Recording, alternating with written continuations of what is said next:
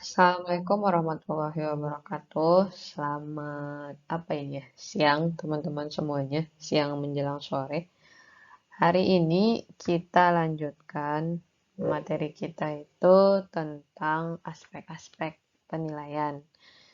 Aspek-aspek penilaian ini nanti kita akan bahas cecean. Yang pertama kita lihat dulu capaian pembelajaran kita, yaitu sub CPMK-nya itu mahasiswa mampu memahami aspek-aspek penilaian. Dengan indikator ada 4, yaitu ketepatan menjelaskan penilaian ranah kognitif, ketepatan menjelaskan penilaian ranah afektif, ketepatan menjelaskan penilaian ranah psikomotor, dan ketepatan menyusun penilaian ranah kognitif dari C1 sampai C6 dari C1 sampai C6 yaitu ketepatan menyusun penilaian ranah kognitif konsep fisika SMA. Yang pertama, kita lihat dulu pendahuluannya. Sebelum kita membahas tentang aspek-aspek penilaian, berarti kita harus tahu dulu penilaian itu apa sih sebenarnya. Jadi, menurut The Depdikbud, penilaian itu adalah suatu kegiatan untuk memberikan berbagai informasi secara berkesinambungan dan menyeluruh tentang proses dan hasil yang telah dicapai peserta didik. Kemudian, penilaian itu merupakan kegiatan untuk memperoleh dan menganalisis data tentang hasil belajar peserta didik yang dilakukan secara sistematis dan berkesinambungan sehingga menjadi informasi yang bermakna dalam mengambil keputusan. Jadi penilaian itu tidak hanya sekedar teman-teman tes atau melakukan ujian habis itu udah, bukan. Jadi hasil tesnya itu, hasil ujiannya itulah yang nantinya dianalisis lagi dan dilakukan secara sistematis dan berkesinambungan sehingga nanti hasil tes teman-teman itu, hasil ujiannya itu dapat dijadikan informasi yang bermakna dalam mengambil keputusan. Keputusan maksudnya ini bisa tentang kelulusan nantinya atau tuntas tidak tuntasnya suatu pembelajaran. Jadi nggak hanya sekedar ujian semata. Kemudian tadi kan dia bahas tentang hasil belajar. Jadi apa sih hasil belajar? Hasil belajar itu kemampuan-kemampuan yang dimiliki peserta didik setelah menerima pengalaman belajarnya. Jadi hasil belajar itu tidak hanya angka saja, tetapi kemampuan-kemampuan lain yang kita miliki setelah kita belajar. Berarti itu disebut dengan hasil belajar. Kemudian uh, Benjamin Bloom, dia mengklasifikasikan kemampuan hasil belajar itu menjadi 3. Ada ranah kognitif, ranah psikomotor, dan ranah afektif. Sedangkan hasil belajar menurut Permendikbud nomor 20 tahun 2016, kualifikasi kemampuan lulusan itu mencakup 3 dimensi, yaitu dimensi sikap, dimensi pengetahuan, dan dimensi keterampilan. Bedanya apa? Tidak ada bedanya. Cuman beda penamaannya saja. Jadi, ranah kognitif itu disebut juga dengan dimensi pengetahuan, ranah afektif itu sikap, dan ranah psikomotor itu adalah keterampilan. Itu berdasarkan Permendikbud nomor 20 tahun 2016. Jadi, ada perubahan nama pada tahun 2016. Kemudian kita masuk yang pertama, yaitu ranah kognitif. Ranah kognitif itu merupakan segi kemampuan yang berkaitan dengan aspek-aspek pengetahuan, penalaran, atau pikiran. Jadi, seperti yang tadi dibilang, kalau kognitif itu hubungannya dengan pengetahuan. Jadi, ranah kognitif itu kaitannya dengan pengetahuan, penalaran, dan pemikiran seseorang. Jadi, di sini ada 2 pendapat ahli, atau disebut juga dengan taksonomi, nanti taksonomi. Taksonomi itu adalah sebuah kerangka pikir khusus ya. Dan dia dikemukakan oleh 2 orang ahli. Sebenarnya banyak ahli-ahli yang lainnya, cuman yang terkenal itu ada Bloom dan Anderson.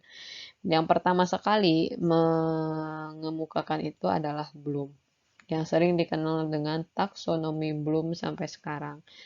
Taksonomi Bloom Bloom itu mengatakan ranah kognitif itu mencakup pengetahuan, pemahaman, penerapan, atau aplikasi, analisis, sintetis, dan evaluasi.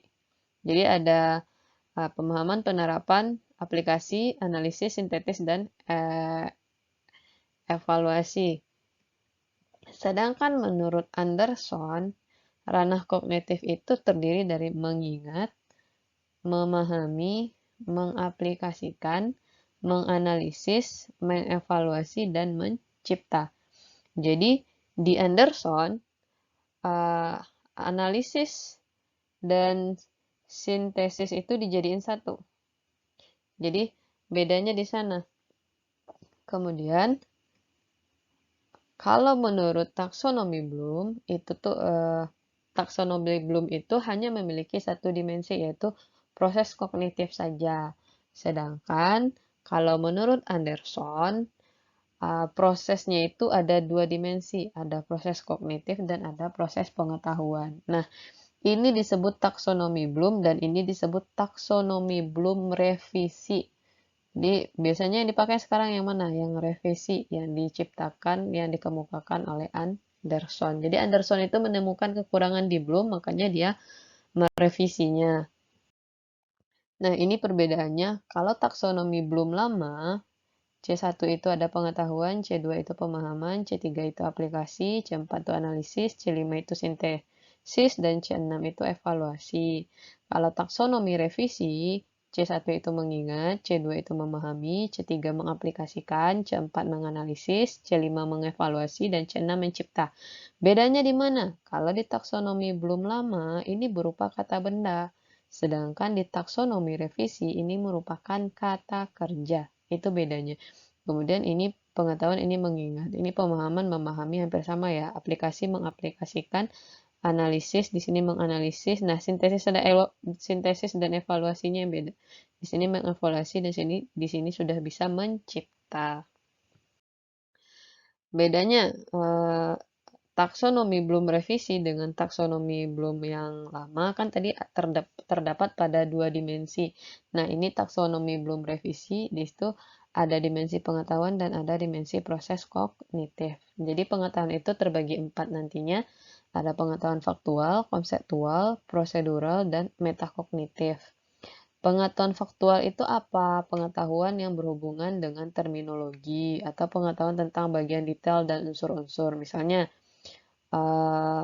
alat ukur panjang penggaris. Nah, itu kan faktual. Memang faktanya seperti itu. Itu bisa masuk ke pengetahuan faktual. Kemudian pengetahuan konseptual itu biasanya berhubungan dengan klasifikasi dan kategori, prinsip dan generalisasi, kemudian teori, model, dan struktur. Konsep ini jelas ya, mungkin nanti pengertian dari apa itu masuk ke dalam pengetahuan konseptual. Sedangkan pengetahuan prosedural yaitu pengetahuan yang berhubungan dengan keterampilan khusus yang berhubungan dengan suatu bidang tertentu dan pengetahuan algoritma, kemudian pengetahuan tentang teknik dan metode, kemudian pengetahuan tentang kriteria penggunaan suatu prosedur. Misalnya prosedur mau merakit alat ini seperti ini, itu termasuk ke dalam pengetahuan prosedural. Sedangkan pengetahuan metakognitif ini biasanya pengetahuannya udah lumayan tingkat tinggi. Di sini berhubungan dengan pengetahuan strategik, pengetahuan tentang operasi kognitif, dan pengetahuan tentang diri kita sendiri. Cara kita memotivasi diri kita sendiri, cara kita belajar, cara kita bertindak, itu hanya kita yang tahu. Itu yang disebut dengan pengetahuan tentang diri sendiri. Kemudian di sini dimensi kognitifnya ada C1 mengingat. C1 mengingat ini berhubungan dengan mengenali, mengingat di sini kan mengingat, di sini mengingatnya recall, memanggil lagi sesuatu yang sudah kita tahu itu juga mengingat namanya. Kemudian menjelaskan. Yang kedua memahami. Memahami itu berhubungan dengan menafsirkan, memberi contoh, meringkas, menarik inferensi, kemudian membandingkan. Sedangkan mengaplikasikan itu berhubungan dengan menjalankan atau mengimplementasikan sesuatu. Kalau menganalisis itu berhubungan dengan cara menguraikan, cara mengorganisir, cara menemukan makna yang tersirat dari sesuatu. Kemudian kita lihat yang kelima yaitu ada C5 yaitu evaluasi. Evaluasi itu berhubungan dengan cara memeriksa, cara mengkritik, cara membuat. Sedangkan di C6 yang menciptakan atau membuat itu terdiri dari merumuskan, merencanakan, sampai dengan memproduksi. Jadi C6 itu adalah tingkatan paling tinggi nantinya. Nah, ini maksudnya tadi yang menghasilkan dua dimensi, ada dimensi pengetahuan dan ada dimensi proses kognitif. Contoh, di sini kan untuk dimensi pengetahuan, ada pengetahuan faktual, pengetahuan konseptual, pengetahuan prosedural, dan pengetahuan metakognitif. Di sini ada C1, C2, C3, C4, C5, C6. Misalnya, contohnya, siswa dapat menjelaskan pengertian dari pengukuran. Berarti kan dia menjelaskan. Menjelaskan itu masuk ke, tadi menjelaskan ke C2. Kalau menjelaskan udah masuk C2. Dan menjelaskan pengertian tadi ya. Berarti itu masuk ke konsep. Berarti kita taruhnya di sini. Jadi, guna dari matrik tujuan pembelajaran ini, misalnya kemarin kan teman-teman saya suruh bikin indikator. Setelah bikin indikator tuh kan ada tujuan pembelajaran tuh. Misalnya indikatornya menjelaskan pengertian pengukuran. Kemudian tujuan pembelajarannya siswa mampu menjelaskan pengertian pengukuran dengan benar. Kan itu tujuan pembelajarannya. Nah, tujuan pembelajaran ini nanti yang harus teman-teman kelompokkan ke dalam tabel ini. Kayak menjelaskan pengertian pengukuran. Menjelaskan itu kan C2. Pengertian pengukuran masuk ke mana? Konsep. Berarti taruhnya di sini nanti. Di C2 konseptual. Begitu juga nanti dengan menganalisis apa misalnya. Masuknya di mana nanti. Jadi di C4. Di C4-nya apakah dia pengetahuan konsep, prosedural, atau metakognitif. Itulah yang disebut dengan matriks tujuan pembelajaran. Jadi tujuan pembelajaran yang dibikin itu dimasukin ke sini nanti. Oke. Kemudian ini adalah daftar contoh KKO yang dapat teman-teman gunakan nantinya. Misalnya mengetahui itu C1 itu ada berapa ini KKO yang bisa digunakan, memahami ini KKO-nya yang bisa digunakan, mengaplikasikan ini, menganalisis ini, mengevaluasi ini, dan mencipta ini nantinya. Kita bahas satu-satu. C1, mengingat. Mengingat itu adalah kemampuan memperoleh kembali pengetahuan yang relevan dari memori jangka panjang. Jadi, recall, memanggil lagi gitu. Jadi, kategori mengingat itu terdiri dari proses kognitif recognizing, yaitu mengenal kembali, dan recall, mengingat. Kemudian contohnya, misalnya mengenal alat ukur temperatur, yaitu termometer. Kemudian misalnya pertanyaannya siapakah penemu bola lampu? Penemu bola lampu itu kan ya Thomas Alva Edison. Berarti itu kan faktanya memang seperti itu. Berarti kan kita hanya memanggil lagi. Ya, itu mengingat itu adalah proses berpikir yang paling rendah. Jadi kita sudah pernah tahu tapi kita lupa, makanya kita panggil lagi. Oke. Kemudian yang kedua, memahami. Memahami itu mengkonstruksi makna pesan-pesan pembelajaran baik yang bersifat lisan, tulisan, atau grafis yang disampaikan melalui pengajaran atau melalui buku. Jadi setelah dijelaskan, kemudian pesan-pesan itu kita konstruksi sendiri di dalam kepala kita dan nanti itu yang nantinya akan menjadi suatu pemahaman yang bagi kita. Jadi proses-prosesnya itu bisa melalui menafsirkan, mencontohkan, mengklasifikasikan, merangkum, menyimpulkan, atau membandingkan dan menjelaskan. Kemudian contohnya itu misalnya menafsirkan grafik GLBB. Kemudian mencontohkan gerak lurus berubah beraturan itu seperti apa, atau mengelompokkan wujud zat. Apakah dia cair, padat, atau gas. Itu termasuk ke dalam memahami. Maksudnya, kita tidak akan bisa mengartikan grafik itu kalau kita tidak paham kan. Nah, jadi kita harus paham dulu makanya baru kita bisa tafsirkan. Kemudian kita tidak bisa mengelompokkannya jika kita tidak paham gitu. Jadi itu yang dimaksud dengan memahami. Yang ketiga, menerapkan.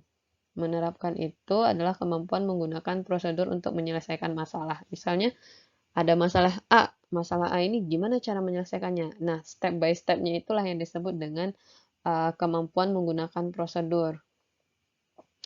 Kemudian kategori menerapkan ini terdiri dari proses kognitif kemampuan melakukan atau menjalankan dan kemampuan menerapkan suatu konsep.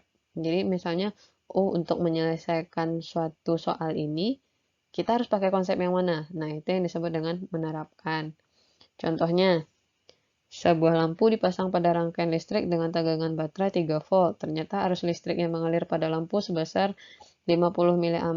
Jika tegangan diperbesar 2 kali, maka kuat arus yang mengalir pada lampu adalah. Ini kan di sini kan kita udah menerapkan beberapa konsep untuk menyelesaikan persoalan ini. Itu yang disebut dengan menerapkan. Yang keempat, menganalisis. Ini udah semakin tinggi ya tingkatannya. Kalau menganalisis itu menguraikan suatu permasalahan atau objek ke unsur-unsurnya dan menentukan bagaimana saling keterkaitan antara unsur-unsur tersebut dan struktur besarnya bagaimana. Jadi proses kognitif yang akan kita gunakan di sini yaitu membedakan, mengorganisir, dan menemukan pesan tersiratnya seperti apa. Jadi setelah kita analisis, baru kita bisa menarik benang merahnya apa. Contoh, tabel di bawah ini merupakan 5 jenis kawat yang mempunyai hambatan yang sama. Berdasarkan tabel di atas, kawat yang mempunyai hambatan jenis terbesar adalah. Nah, di sini kan kita harus menganalisis satu-satu. Jadi kita harus melihat hubungan satu-satunya, hubungan antara ini dengan ininya apa. Itu yang disebut dengan menganalisis. Jadi tingkatan soalnya biasanya udah lebih susah lagi. Yang kelima, mengevaluasi. Mengevaluasi itu membuat suatu pertimbangan berdasarkan kriteria dan standar yang ada. Dan proses kognitifnya yaitu memeriksa dan mengkritik. Jadi misalnya kalau di dalam suatu pembelajaran mengevaluasi ini nanti setelah uh, pada saat kita diskusi dan dilakukannya proses tanya jawab. Di situ sudah masuk ke dalam mengevaluasi kritikan. Dan di dalam proses tanya jawab itu kan sudah masuk ke dalam proses pemeriksaan pemahaman masing-masing. Contoh soal mengevaluasi itu, perhatikan gambar 4 buah lampu di bawah ini. Keempat lampu memiliki spesifikasi yang sama. Berdasarkan gambar di atas, maka pernyataan berikut yang benar adalah. Jadi di sini kita mengevaluasi pernyataan ini yang benarnya yang mana. Nah, itu yang kita periksa satu-satu. Next, yang terakhir, C6. Mencipta. Mencipta itu memadukan bagian-bagian untuk membentuk sesuatu yang baru dan koheren atau membuat suatu produk yang orisinal. Jadi setelah kita belajar, setelah kita mengingat, setelah kita paham, setelah kita terapkan, setelah kita analisis, dan setelah kita evaluasi, barulah kita bisa memadukan semua bagian-bagian itu dan kita dapat membentuk sesuatu yang baru. Itu yang disebut dengan mencipta. Proses kognitifnya yaitu ada membuat, merencanakan, dan memproduksi. Contoh, alat-alat dan bahan di bawah ini dapat digunakan untuk percobaan menyelidiki hubungan antara jarak fokus lensa, jarak benda, dan jarak bayangan.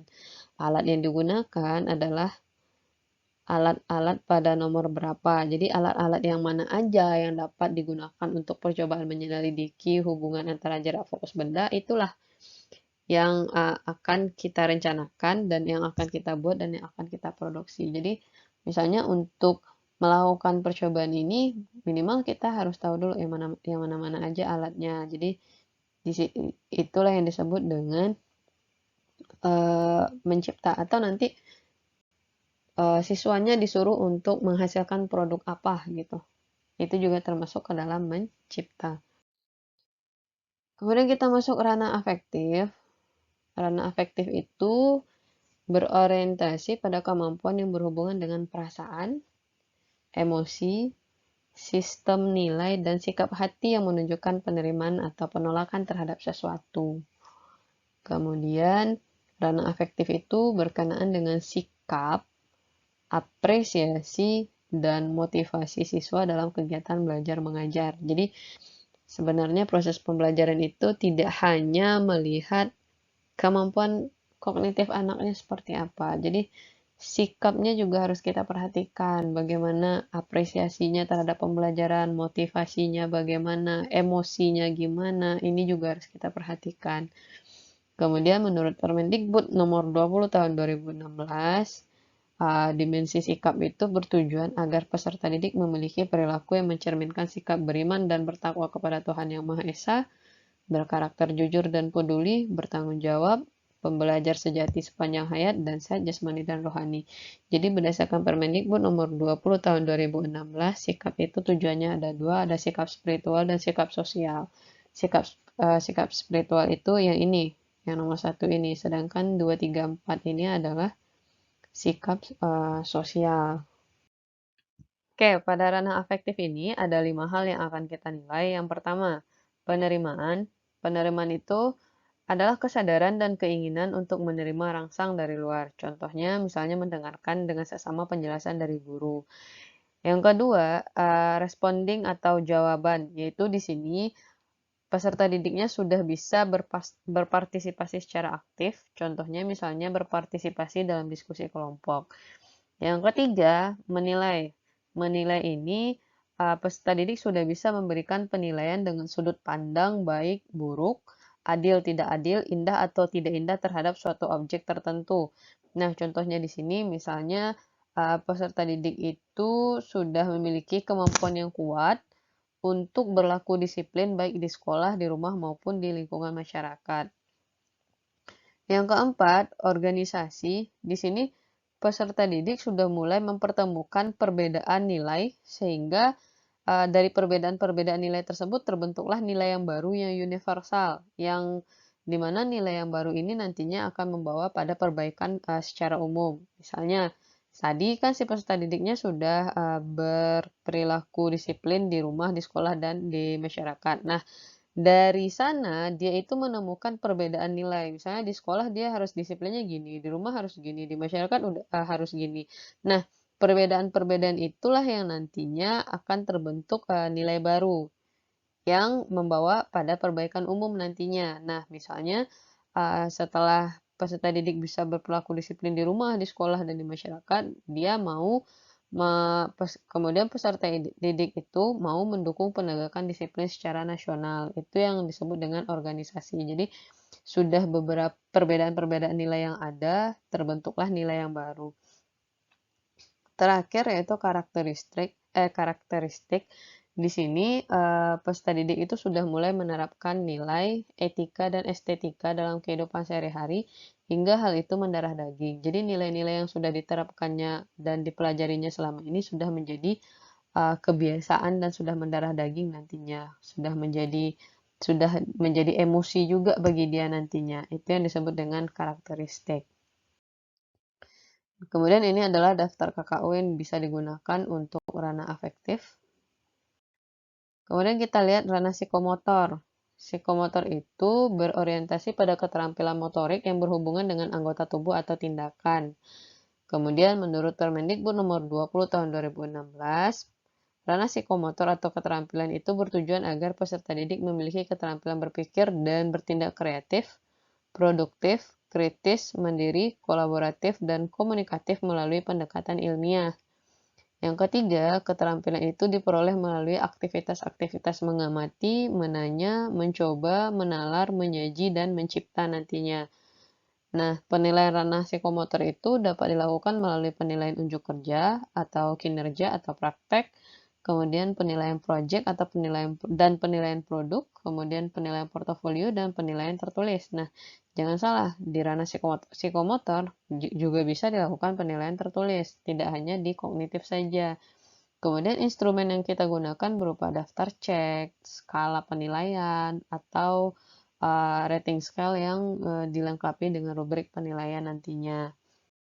Kita lihat satu-satu ya. Yang pertama, penilaian unjuk kerja, kinerja, atau praktik, yaitu penilaian ini dilakukan dengan cara mengamati kegiatan peserta didik dalam melakukan sesuatu.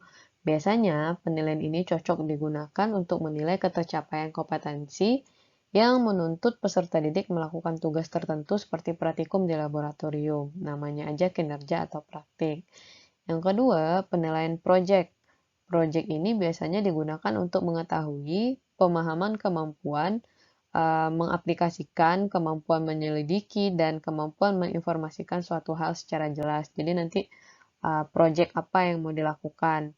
Sedangkan kalau produk, produk itu berarti menghasilkan, ada sesuatu yang dihasilkan. Kalau produk itu penilaian kemampuan peserta didik membuat produk-produk teknologi dan seni. Kalau bedanya project dengan produk, kalau project kemampuan untuk mengaplikasikan suatu konsep atau menyelidiki sesuatu. Jadi tidak ada sesuatu yang dihasilkan. Berarti di sini pure ke kemampuan pemahaman peserta didiknya. Sedangkan kalau produk ada barang jadinya seperti apa. Itu beda antara project dan produk.